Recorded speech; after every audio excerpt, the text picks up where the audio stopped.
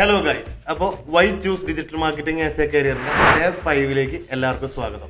അപ്പോൾ നമ്മൾ ലാസ്റ്റ് വീഡിയോയിൽ സംസാരിച്ച് ഡിജിറ്റൽ മാർക്കറ്റിംഗ് കരിയർ തിരഞ്ഞെടുക്കുമ്പോഴുള്ള ബെനിഫിറ്റ്സും കാര്യങ്ങളൊക്കെയാണ്.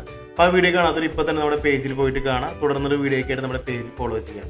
അപ്പോൾ ഇന്ന് എല്ലാവർക്കും അറിയേണ്ട ഒരു ഇൻട്രസ്റ്റിംഗ് ആയ ടോപ്പിക്കാണ് എങ്ങനെ ഒരു ഡിജിറ്റൽ മാർക്കറ്റിംഗ് കരിയർ സ്റ്റാർട്ട് ചെയ്യാം.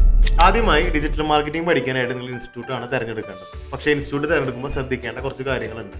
ആദ്യം തന്നെ നിങ്ങൾ പ്രാക്ടിക്കൽ ആയിട്ടാണ് നിങ്ങളുടെ ക്ലാസ്സുകൾ ഉള്ളത് നിങ്ങൾ ഉറപ്പ് വരുത്തണം. അതുപോലെ ഒരു ഇൻഡസ്ട്രി എക്സ്പേർട്സിന്റെ കീഴിലാണ് നിങ്ങളുടെ ക്ലാസ്സുകളും കാര്യങ്ങളൊക്കെ മുമ്പോട്ട് പോകുന്നതെന്ന് നിങ്ങൾ ഉറപ്പ് വരുത്തണം. പിന്നെ ലൈവ് പ്രൊജക്റ്റുകളിൽ നിങ്ങൾക്ക് വർക്ക് ചെയ്തുകൊണ്ട് പഠിക്കാനുള്ള ഒരു ഓപ്പർച്യൂണിറ്റി ഉണ്ടോ എന്ന് നിങ്ങൾ ഉറപ്പ് വരുത്തേണ്ടതായിട്ടുണ്ട്. നിങ്ങൾ ഇൻസ്റ്റിറ്റ്യൂട്ടിൽ ഡിജിറ്റൽ മാർക്കറ്റിംഗ് പഠിച്ചു കഴിഞ്ഞാൽ പിന്നെ നിങ്ങൾ ശ്രദ്ധിക്കേണ്ട കാര്യം എന്ന് പറഞ്ഞാൽ നല്ലൊരു ഡിജിറ്റൽ മാർക്കറ്റിംഗ് ഏജൻസിയിൽ പോയിട്ട് ഇന്റേൺഷിപ്പ് വഴി നല്ല പ്രൊജക്ട്സിലൊക്കെ വർക്ക് ചെയ്ത് നല്ലൊരു പോർട്ട്ഫോളിയോ ബിൽഡ് ചെയ്യലാണ് നിങ്ങൾ അടുത്തതായിട്ട് ശ്രദ്ധിക്കേണ്ട കാര്യം. ഇത്തരം കാര്യങ്ങളൊക്കെ ചെയ്ത് കഴിഞ്ഞതിന് ശേഷം നിങ്ങൾ ശ്രദ്ധിക്കേണ്ടത് അടുത്തതായിട്ട് നിങ്ങൾ നെറ്റ്വർക്ക് ബിൽഡ് ചെയ്യാണ് വേണ്ടത്. അതായത് നല്ല നല്ല ഡിജിറ്റൽ മാർക്കറ്റിംഗ് ആയിട്ട് നല്ല കണക്ഷൻസ് ബിൽഡ് ചെയ്യുക. ഡിജിറ്റൽ മാർക്കറ്റിംഗ് കമ്മ്യൂണിറ്റിയിലൊക്കെ ജോയിൻ ചെയ്തതിന് ശേഷം നല്ലൊരു നെറ്റ്വർക്ക് നിങ്ങൾ ബിൽഡ് ചെയ്യേണ്ടതായിട്ടുണ്ട്. അപ്പോൾ ഡിജിറ്റൽ മാർക്കറ്റിംഗ് കരിയർ സ്റ്റാർട്ട് ചെയ്യാനായിട്ട് എന്തൊക്കെ വേണമെന്നുള്ള കാര്യങ്ങളൊക്കെ നിങ്ങൾക്ക് മനസ്സിലായി എന്ന് വിശ്വസിക്കുന്നു. അപ്പോൾ ഡിജിറ്റൽ മാർക്കറ്റിംഗ് പഠിക്കാൻ ആഗ്രഹിക്കുന്ന നിങ്ങളുടെ കൂട്ടുകാർക്കൊക്കെ നിങ്ങൾ ഷെയർ ചെയ്യുക. അപ്പോൾ അടുത്ത വീഡിയോയിൽ കാണാം. Okay guys, bye bye.